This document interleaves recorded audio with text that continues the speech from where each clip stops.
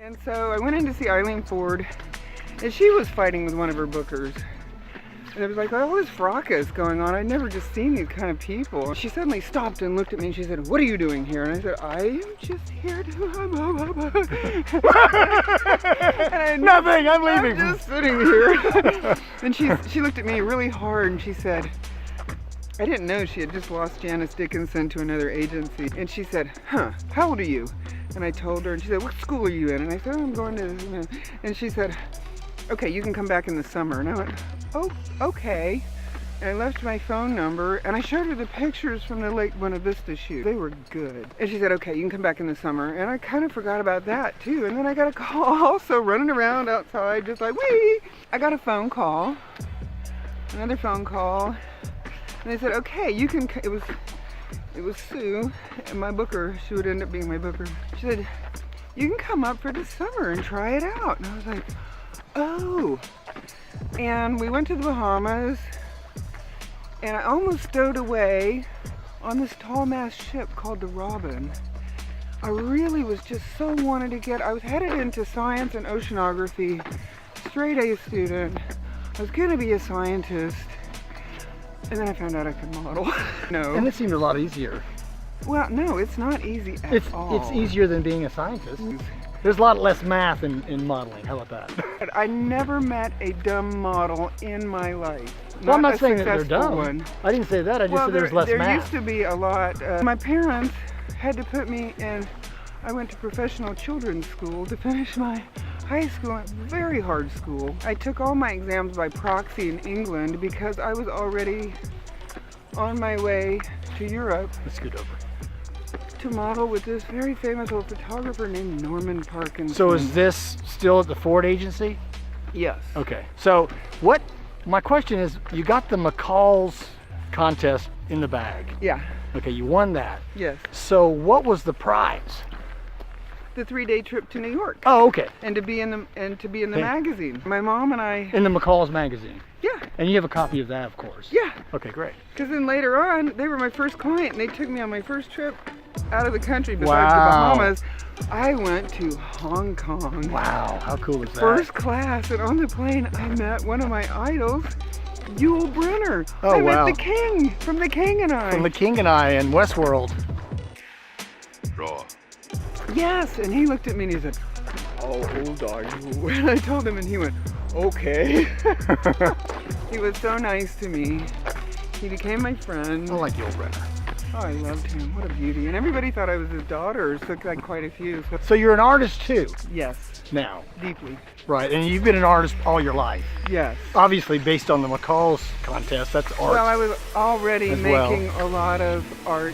Art and music basically have saved me over and over and over again. Well, what kind of art do you like? I mean, Well, who are some of your...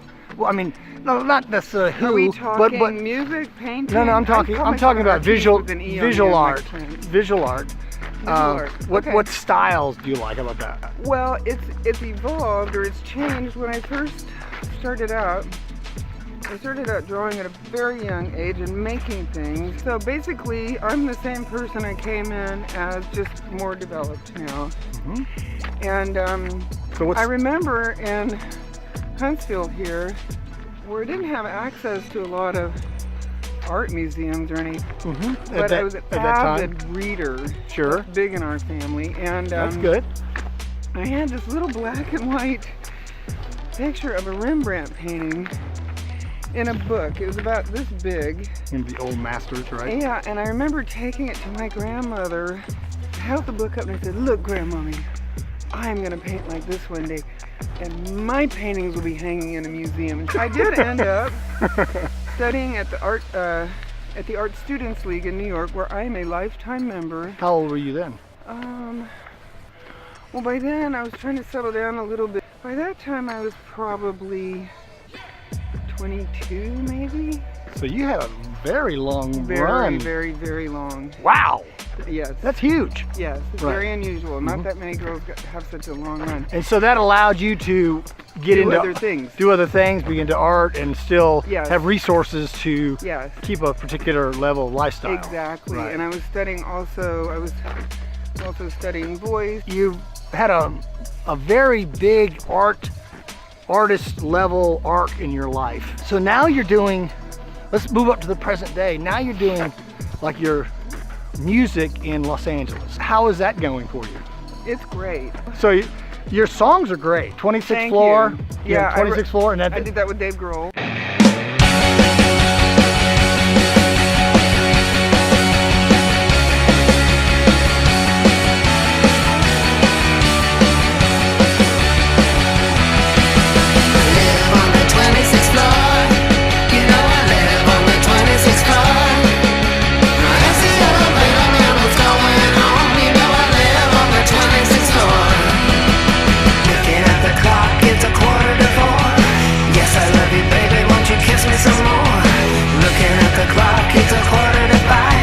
It's also very completely involving, very absorbing. I love music with my whole look, soul. we did a mile.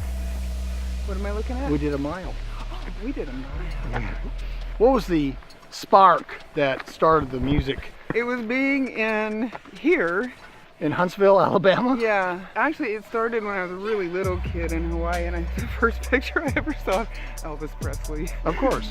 I saw the picture of Elvis, and I remember being really small and going, what's that? Whatever it is, I want to be that. and then I heard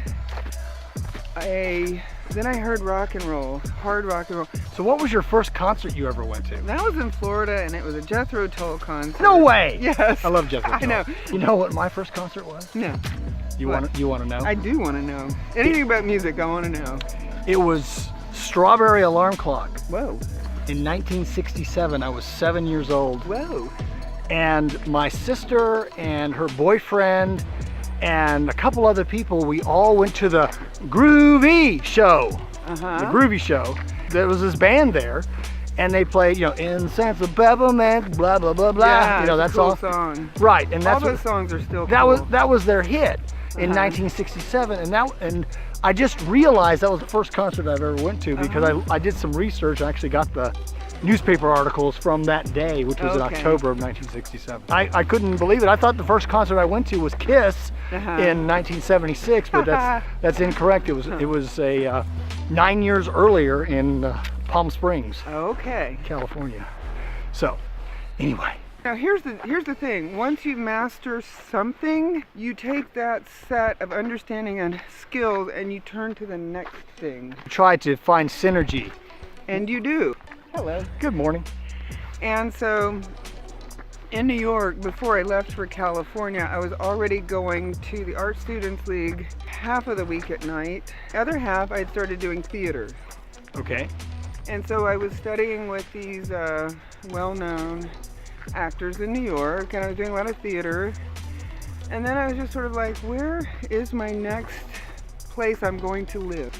And my dad had said, I think you would like Los Angeles. And I was like, fashion people are extremely snobby. Extremely. About Los Angeles or generally? Generally, especially back then. Everything has changed a lot. Sort of like, I was like, are you kidding? They wear white frosted lipstick out there. They're so out of it. And my dad was like, no, I really think you'll like it.